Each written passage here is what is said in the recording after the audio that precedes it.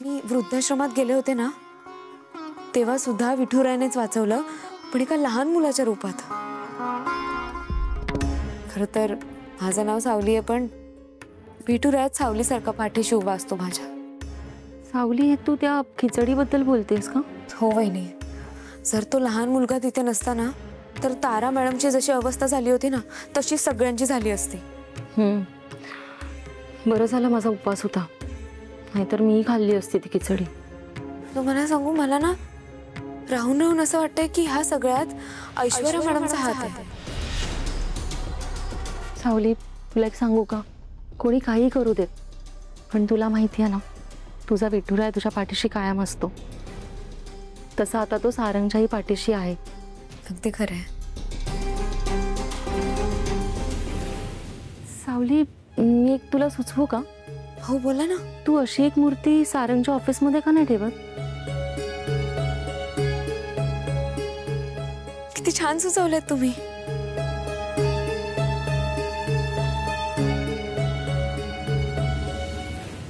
वहिनी, वहिनी ऐका, तुम्ही अंगावर नका काढू, आपण डॉक्टरकडे जाऊयात. चला.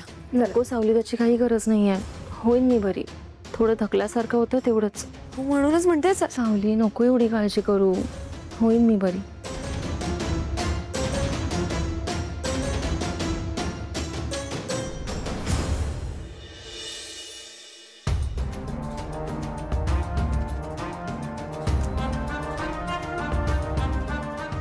मला काय कळतच नाहीये.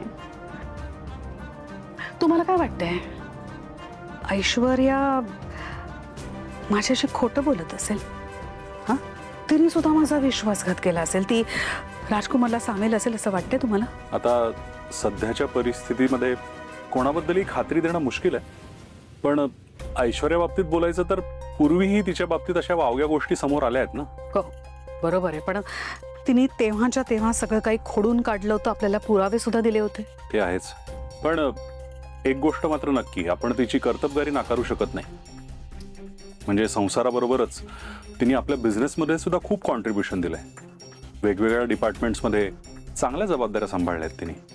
खरंय, खरंय. थोडक्यात काय तर काहीच सांगता येत नाही कशाबद्दल. आपल्या घरात ना जे काही चाललंय ते सगळं चुकीचं आहे असं नाही का हो वाटत तुम्हाला?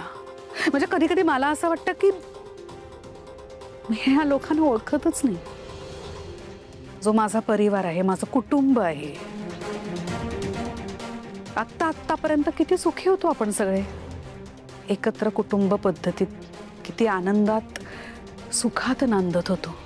आणि मी काय स्वप्न बघत होते, तर लवकरात लवकर घरात एकदा पाळणा हल्ला, हे सगळं काही छान होईल, घराचं गोकुळ होईल. कसलं आणि काय. खरं सांगू, मला ना आता प्रत्येकाचे चेहरे बघितले ना की अनोळखी वाटतायत, माझीच माणसं. तुम्हाला काय वाटतंय, कधी पुन्हा एकदा आनंद नांदेल आपल्या घरात? नांदेल, लवकरच नांदेल. आता बघ ना, लौकिक अर्थाने वाया गेलेला आपला मुलगा त्याचा मार्ग बदलण्याचा प्रयत्न करतोय, ही आनंदाचीच गोष्ट आहे ना. एवढ्या लवकर या निष्कर्षाला येऊ नका तुम्ही. देवा शोध लावतोय ना, एकदा ते गुंड बोलायला लागले ना की मग आपल्याला कळेल तुमचा लाडका लेक आपल्या घरात राहू शकतोय का नाही. सत्य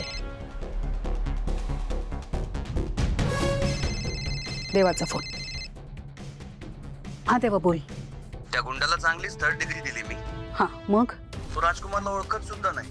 मला वाटतं राजकुमारचा यात कन्फर्म काही हात नाहीये.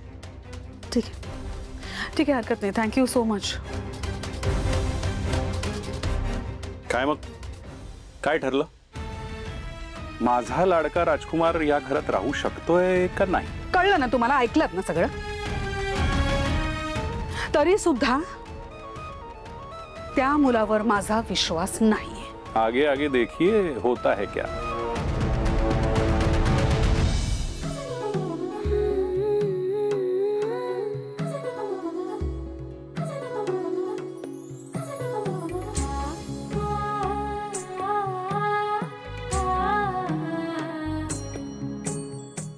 सावली,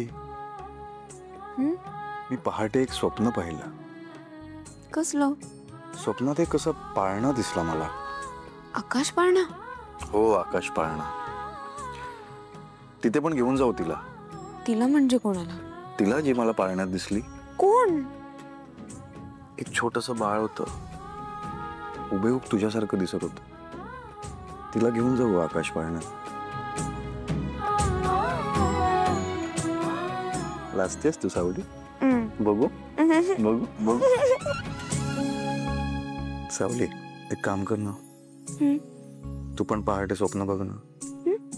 हा, ते म्हणतात ना, पहाटे पाहिलेलं स्वप्न पूर्ण होतं. जसं मी स्वप्न पाहिलं तसं तू पण स्वप्न बघ, म्हणजे लवकरात लवकर पूर्ण होईल. गप्प बसा तुम्ही. ऐका ना, मला दुसरंच काहीतरी मागायचं तुमच्याकडे. राणी सरकार, तुम्ही मागायचं नसतं, तुम्ही असा हुकूम सोडायचा असतो. काहीतरीच असतं तुमचं. ऐका, अमृता वहिनी म्हणाल्या की ज्या दिवशी तुमच्यावर हल्ला झाला होता ना, त्या दिवशी एकादशी होती आणि त्याच दिवशी विठुराया स्वतः तुमच्या मदतीला आला होता राजकुमार सरांच्या रूपात. खरंय. म्हणून तुमच्या ऑफिसमध्ये विठुरायाची मूर्ती ठेवायला हवी असं वहिनींनाही वाटत होतं आणि मलाही वाटतंय. उद्याच तुझ्या हस्ते. हो, नाही उद्या असं नाही, पण जेव्हा केव्हा आपण ठेवू तेव्हा चांगला मुहूर्त बघून आपण स्थापना करूयात. ठीक आहे, मग उद्या जाऊन आपण मूर्ती ठरवूयात.